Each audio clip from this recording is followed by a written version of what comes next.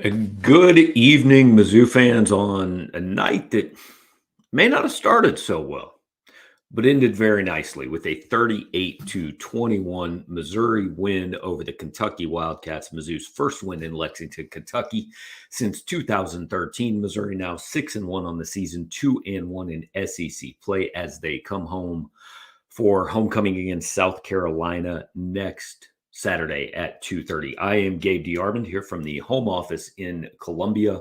Jarod Hamilton going to join from Lexington after he gets done talking to players. This is the Power Mizzou post-game live show brought to you by our friends at Yuengling Beer. Yuengling, hey, you recognize it? They got the green bottles, the dark amber color, the red and gold shirts. See, they when you agree to do these things for them, sometimes they send you a nice shirt that when you don't have to dress up and be in the press box, you can wear. So our friends at Yuengling make all of our game day coverage possible. They've been great partners for us all season long. Hopefully you guys have a Yuengling. I'm going to guess probably late first quarter, you decided it was time to break into your Yuengling. And it may have been gone by the time Missouri turned things around. But hopefully you have restocked.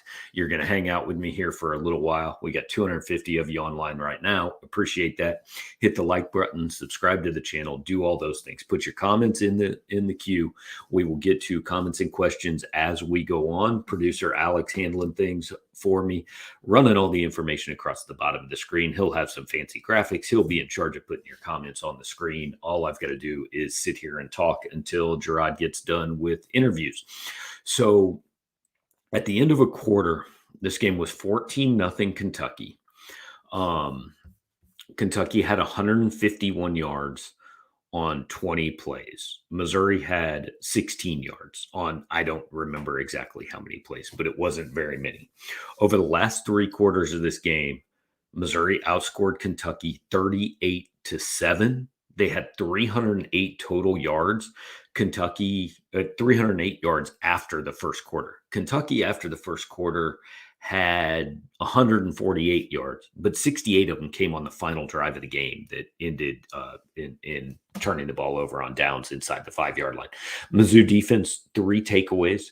I mean, Ray Davis started out like a house of fire. I think he had 74 yards in the first quarter. He ended up with 128 for the game. Missouri really kind of shut him down after the first. Devin Leary, 14 of 27 for 122 touchdowns, but also 2 picks. Frankly, it never did anything. Really, the biggest thing Devin Leary did in this game was run the football. Didn't do anything to scare Missouri with the passing game. All kinds of drops for the Wildcats. There you see some of Mizzou's numbers. Like, they're not eye-popping. Brady Cook, 19 of 29, 167, his fewest passing yards in, 5 weeks.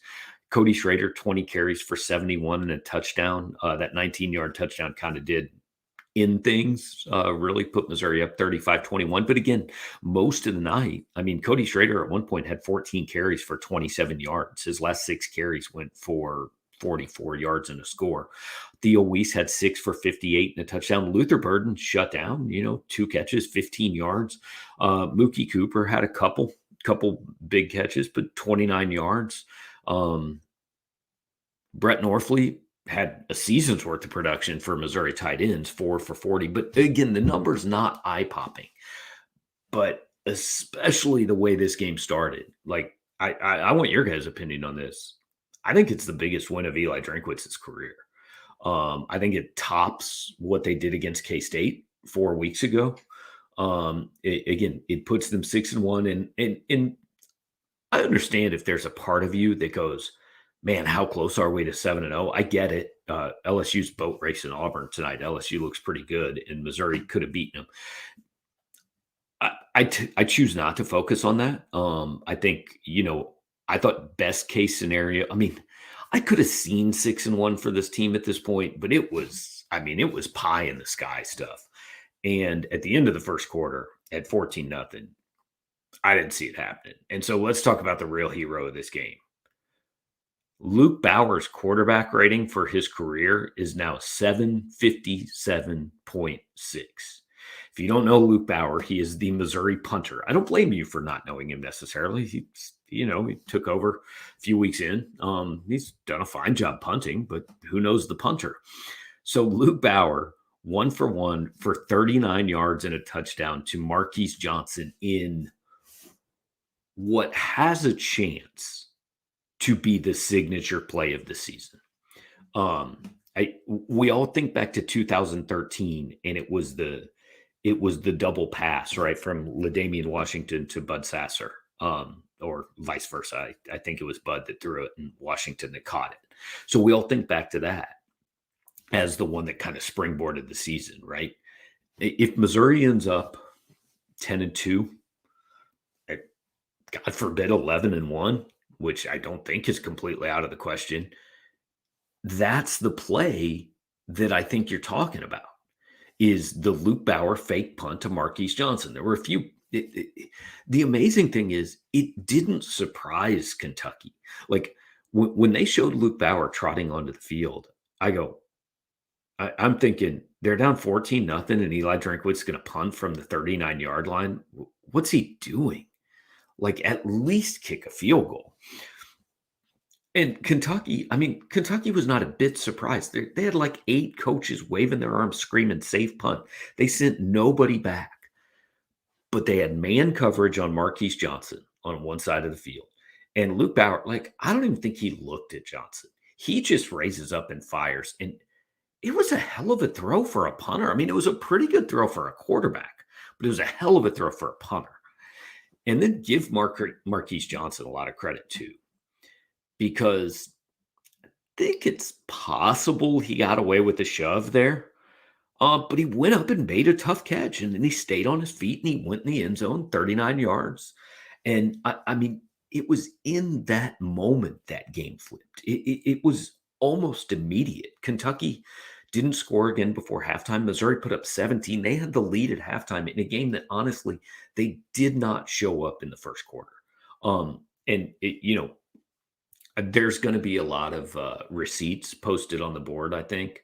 Guys, just don't post during games, man. No good comes of it. It doesn't make you look good.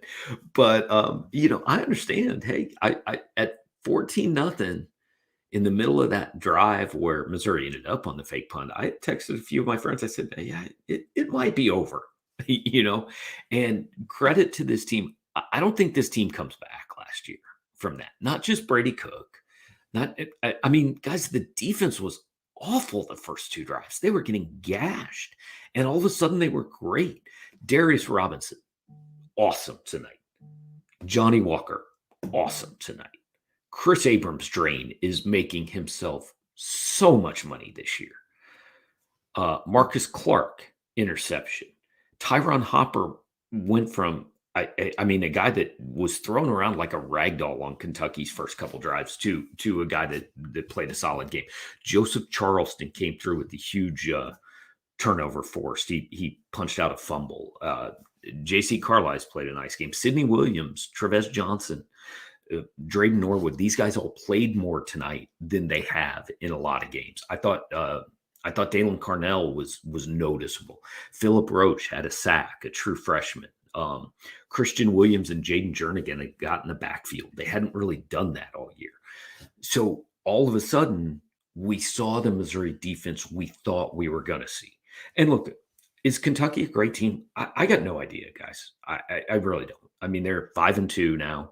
They got blown off the field by Georgia and really, frankly, got blown off the field by Missouri. Again, the last 3 quarters were 38-7. Dan brings up a good point there. Officials called penalties on Kentucky. I don't want to make this ref show, right? But I will read these numbers. Missouri had 6 penalties for 65 yards. It felt like a couple of those were late and fairly inconsequential. Kentucky had 14 for 122. And what did we do? Or what did we talk about all leading up to this game? What have we talked about with Missouri? Penalties, turnovers, just eliminate the mistakes, right? Well, tonight, penalties went in favor of Missouri. Turnovers went in favor of Missouri. Missouri only turned the ball over 1 time. Kentucky turned the ball over 3 times. And actually, could have turned it over more. Chris Abrams strained really close to another pick. Kentucky had 2 more fumbles that were on the ground that they recovered themselves. So, as I tweeted out late in the game, I said, we've talked all about the mistakes Missouri has made this year, but what Kentucky put on the field tonight made Missouri look like an absolute picture of discipline. I mean, just absolutely. Like, if you were a Kentucky fan, you were going, what in God's name did we do in that game? And I don't mean to take credit away from Missouri. Missouri deserves credit absolutely for winning that game. But I mean, penalties and turnovers, and just Kentucky just they looked bad. And they also looked like, I thought those looked like 2 teams that don't like each other very much, which I kind of know to be true behind the scenes. I think neither one of them is very fond of the other. And that's in part due to recent games, whatever. But I don't think that these teams love each other, and it got chippy out there. It got at times a little bit dirty. There was a clear late hit, I thought, on Luther Burden that wasn't called. There was at one point a shoving match that I thought was going to escalate. It didn't. So I don't know, guys. A lot happened tonight. Again, Jarod is somewhere in the bowels of Kroger Stadium talking to players right now. When he gets back up in the press box, he's going to jump on and we'll hit him up for a few minutes to kind of get the feeling from there. But I don't think you can overstate the importance of this win. I think this is a tough team. I think this is a team that had to go through some things to get to this point. And I think it's a head coach who had to go through some things to get to this point. Look, I took a lot of heat because I wasn't sold on Eli Drinkwitz coming into this year. We're 7 weeks in. If you're not sold on him now, I don't know what it takes. He's 6-1. His team's going to be in the top 20. It's one of 4 teams that has a chance to win the SEC East. Now, realistically, is the number that high? I don't know. Georgia's the obvious favorite. Missouri has not yet faced Georgia. Tennessee has not yet faced Georgia. Florida has not yet faced Georgia. Florida and Missouri still play. Missouri and Tennessee still play. So there's a lot to be determined. But if I had to guess tonight, now I'm looking at a team that I expect to be 9-3. And I think maybe is going to be 10-2. And I wouldn't write off being 11-1. This team, they've done everything you could ask them to do outside of, the last 4 minutes against LSU last week. And like I said, if you want to focus on that, I haven't seen anybody focusing on it, but I'm just saying there will probably be some that will lament not being 7-0. I get that, but maybe you had to go through last week to get this week. I thought it was interesting. Cole Kubelik talked to Eli after the game on TV, and he said that before the game they had talked, and Eli said, we need to get off to a good start because I don't know how they'll react if they don't get off to a good start. They got off to the worst start possible. I mean, absolute 3 and out. Kentucky just waltzed down the field for 7. Interception. Kentucky waltzed down the field for 7.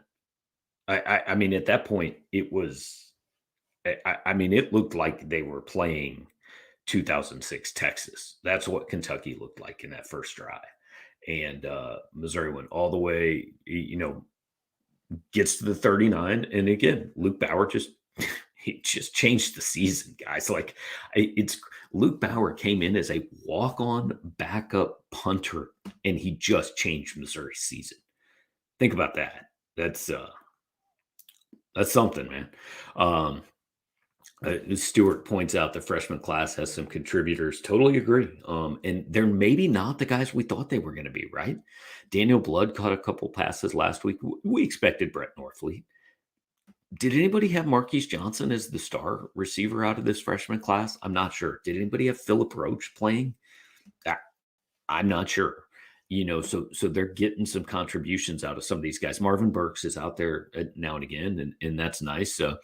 Kyle says, if I tell you before the game, Burden has 2 catches for 15 yards, Cook throws for 167, a touchdown and a pick, what would you think the score is? I don't know what I think it was, but I definitely wouldn't think Missouri would put up 38. I would think Missouri could win with those numbers because I just didn't I just didn't think much of Kentucky's offense coming in, to be quite honest. But I would have picked more like if I thought Missouri was going to win, I would pick it like 21-17 with numbers like that or 20-17. No way I think you put up 38 points with those with that.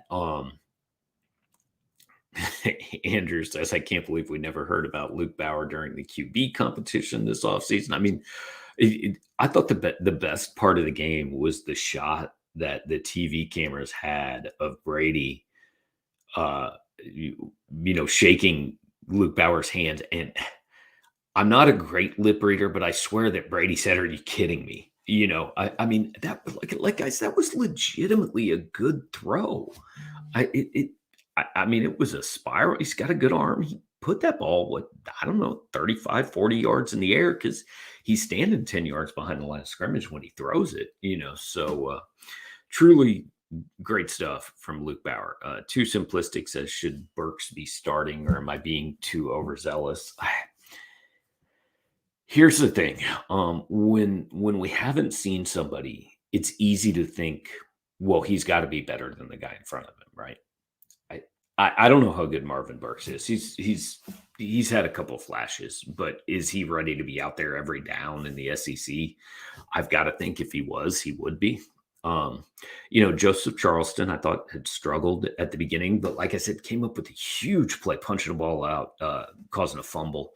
I think that was second quarter, could be third. I don't know. Like I said, a lot happened and ran together.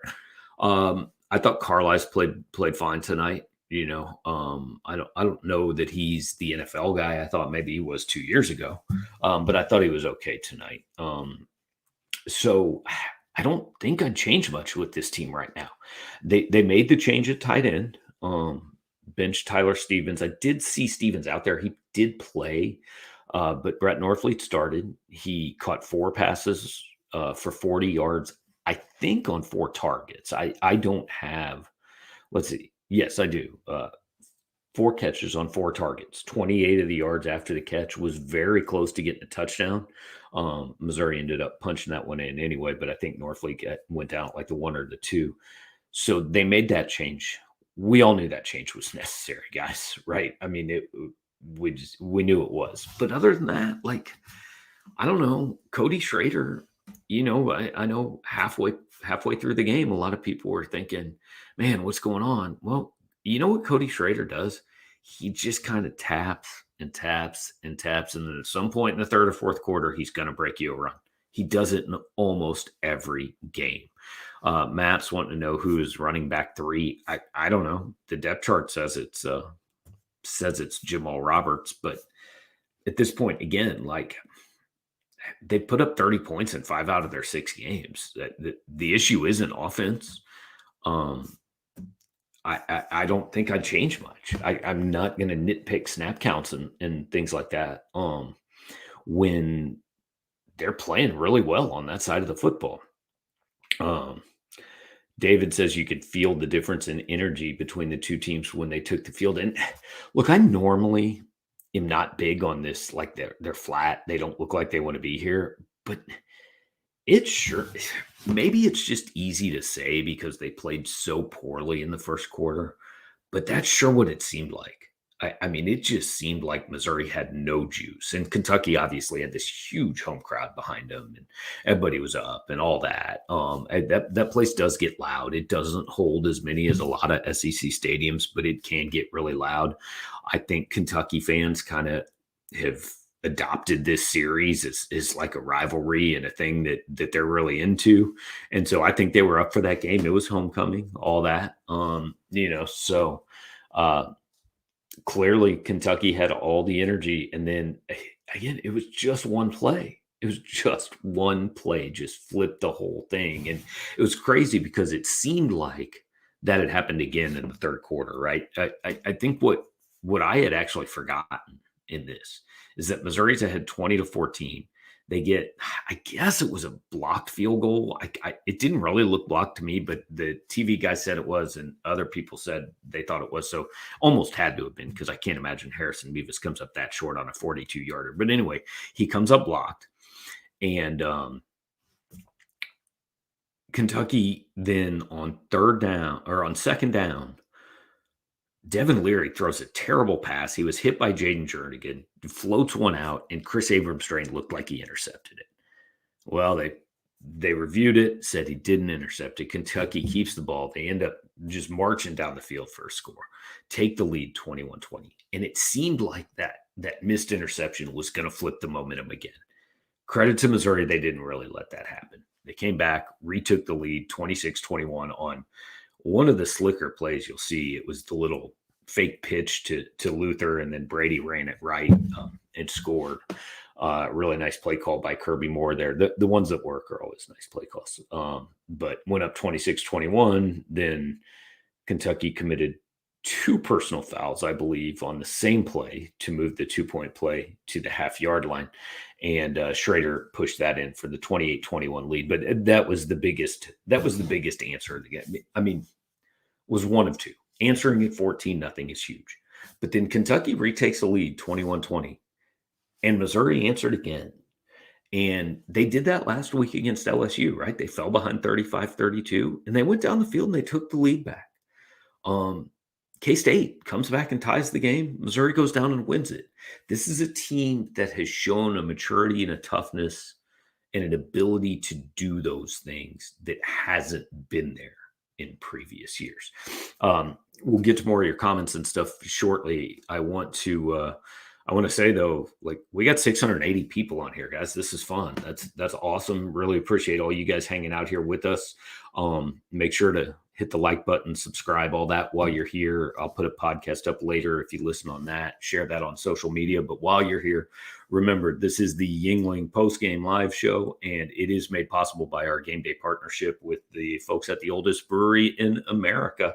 Yuengling, hey, whether it's the lager, whether it's Flight, I had a Flight at our tailgate earlier this year. It's like when you want to drink, but you want to pretend that you're being healthy about drinking, then drink a Flight. If you go outside the state of Missouri, the Black and Tan, you should try that. I've had that. That's the best Yuengling product, at least that I have had. So, but whatever it is, I hope you're having one. I see someone said hello from Japan. Whether you're in Japan, whether you're in Pennsylvania, by like within a mile of the brewery, whether you're in Missouri, wherever you are, hope you got a drink, preferably a Yuengling, and you are hanging out with us for a little while, at least until Jarod Hamilton gets here. Had seen somebody ask what I'm writing about tomorrow. That's a good question, and I got to write this after this game. I think I'm just going to write that they've kind of redefined, like, it's time to look at expectations. And I really do. There were still people that thought before this game that this could be a 6-6 or 7-5 football team. I think that's changed now. I think we're talking about a team that should win 9 football games and could win more than that. And got our guy Jarod on. I know he's got a busy night down in Lexington. He's got a lot of writing to do, so I want to get him in and out here as quickly as we can. Jarod, we've just been talking. We got 700 people here waiting to hear from you. But we've been talking. I thought maybe that game was over at 14-0. Yeah, absolutely. I was thinking, man, it's quite opposite of what happened versus LSU with 3 straight touchdowns. Yeah. Even from the opening kickoff, I don't remember. I think last week Mizzou won the toss and deferred. Got a quick stop, and then that's when they started 3 touchdowns. They received tonight, which I thought it's not. I don't know why you would do that. Okay, so Mizzou won the toss and took the ball. Yeah, that's what I heard. No, you may be right. I didn't see who won the toss. I just knew they were getting the ball. Yeah, so they received first. I was, you're thinking they're trying to make a statement or whatever. And maybe I'm wrong, but I feel like I thought I heard Mizzou won it, but maybe I'm tripping or whatever. But anyway, they received the ball first, don't do nothing with it. Punt, interception, punt. That's not how you want to start. And obviously it was bad. Then Luke Bauer, just talked to Luke just a second ago. I mean, QB2. I'm not gonna do the QB1, but that was a huge play, huge momentum shift. And after that point on, it just went up. Yeah, I mean, I was saying like Luke Bauer comes into this season as the backup punter, and he Yep. legitimately may have turned Missouri's season around. Like, what did he say? Has he thrown the ball before? Was he a quarterback? How's this come about?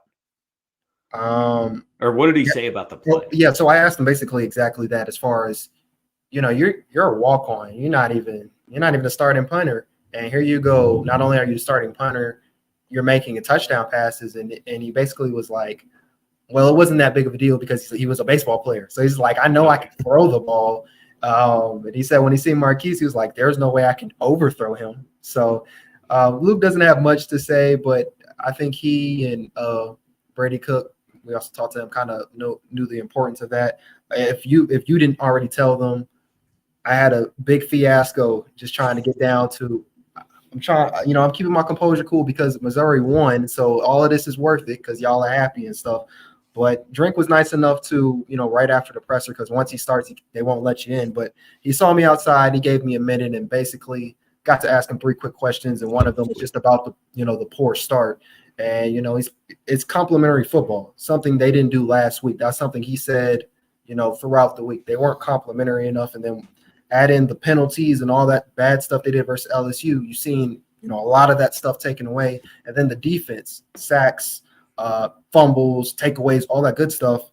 I mean, that's why you can afford to be down 14. Well, you don't afford to be down 14, but Right, right. you see how the comeback happens. And it wasn't like they were scratching and clawing. They won this game, after that fake punt. Well, and it's good they won the game because as somebody's pointing out in the chat, you called the game a little early for their taste, so it was a good thing that Missouri. Jarod called game on Cody Schrader's 19-yard touchdown run. Oh There yeah, was I about said 11 minutes left. yeah, I was ready, and I was. I'm not gonna lie. When Harrison Mevis made that last kick, I was like, My prediction was 33-20, so I was thinking Okay. 31-25. I've done it again, maybe as the good guy this time, but Right. it's all good. That was a pretty impressive showing for Missouri. But so we're talking about Luke Bauer flipping it, but what the hell happened to the defense, man?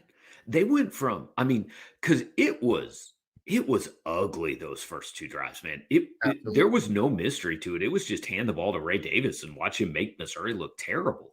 And then all of a sudden, they are all over the place. I mean, I thought Darius Robinson, Jaden Jernigan, Christian Williams, and Johnny Walker all played their best games of the season. It was good. Kind of two parts on it. So early on, yeah, defense was they were doing some rough things, and I said, throughout the week, if they let the run game get going for Kentucky, that sets up play action. And you saw play action just a couple times, not nothing too bad, over the top. We've seen play action a couple times, kind of get Missouri, and that's not where they wanted to be. Ray Davis in the first half, it seemed like he was averaging like 7.5 yards per carry, so he was really getting it going. But yeah, the defensive line, and we've talked about this all year, they can get pressure. Getting in the backfield isn't a problem. When they get there, they're playing Where's Waldo with the ball carrier. I don't know what's going on. They're not getting the tackles done. But in the second quarter, really, it wasn't even too much in the second half. They started to get those pressures and those sacks and stuff like that. But they really turned it on in that second half. It starts with Joseph Charleston's tackle for loss. I mean, that strip fumble or whatever. Yeah. I know that's not a part of the defensive line, but I'm just saying as far as the whole defense coming together as a whole. And then D-Rob told us as far as how those pressures forced the takeaways, it's huge. I think they had 4 sacks in the night. He had 2 of them. They had like 6 or 7 tackles for loss. And you can just tell at the end of the game, they were both the defensive line for Missouri and the offensive line. They were really having their way with Kentucky, a group a lot of people were saying was a little bit more physical than Missouri coming in. Yeah. And I know we've said this before. I said this earlier tonight. Chris Abrams started making himself some money this year, man. Oh, phenomenal game. And I think it was when you think about adding Ennis Rakestraw, who is not just a great, cover corner, he's a good tackler. So when you take that aspect out of it, and it's kind of like, all right, Katie, what can you do? Because at this point, to me, it's not. I don't see Ennis as a number 2. He would be a number 1 on a lot of teams. So when you kind of know the focus is going to be there, especially when Kentucky's starting to get that play action going, they're trying to throw the ball, especially when they got speedsters like Barry and Brown and things like that. It was great to kind of see KAD, still step up to the challenge, and he eventually did get his interception. So it worked out for everyone. Yeah. One last thing, and I think you're right in part about this, but Missouri won with. I mean, Luther Burden didn't really have an impact on this game. That's a good thing. I mean, 38 points, and he had what 2 for 15. Maybe he had a Yeah, one 2 for later. 15, and he had a run, I think, at one point.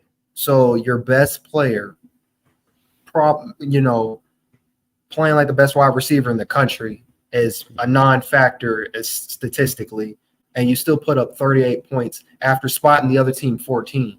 I mean, you've gotta be thrilled with that type of performance in all aspects of the game. I did ask Drink about that missed field goal though, because from my vantage point, I couldn't tell if it was blocked or not. It was blocked. He said that's Okay. something they're going to have to clean up, and that's something we've talked about. Now, I don't know how you clean up a block that's, I guess, right in front of you, Right. from the defensive lineman or whatever. But besides that, just, I mean, what a game. They were able to win by 17 without Luther. That's crazy. Gabe, Did the Tom shout out. All right, it looks There like we we've go. made okay, now you're back. Now you're back. Did the Okay. Tom Hart line about Luther's injury make the rounds in the press box? Yeah, the bag of Right, chips. yeah. Yeah. He got hit in the bag of chips. Yeah. um, somebody asked me, should they keep doing Luther doing that because they don't know if he's that good. He's good for about 10 a pop on those, but Yeah. we've talked about this for I don't know how long. He should do it when they really need it.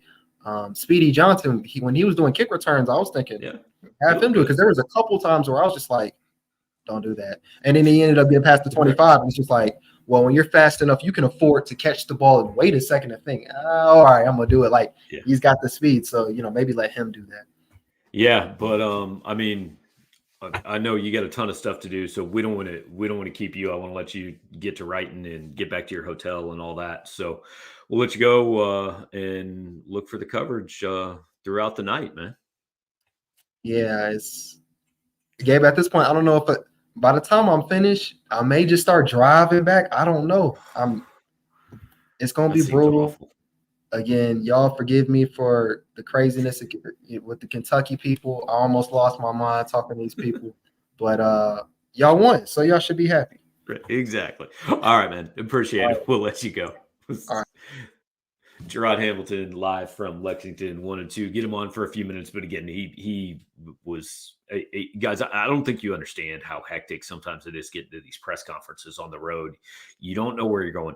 Florida's the worst. I mean, Florida's the absolute worst, but you don't know where you're going. You're usually walking through the stands in the opposite direction of all these people. Then I guess Jarod got down there tonight and there was one piece of paper he was supposed to have that he didn't have. I don't know, whatever. He got the interviews. Drink gave him a little extra time. Matt, Jarod has a hotel. He has a hotel he can go to. If he chooses to drive straight back, that is his choice, man.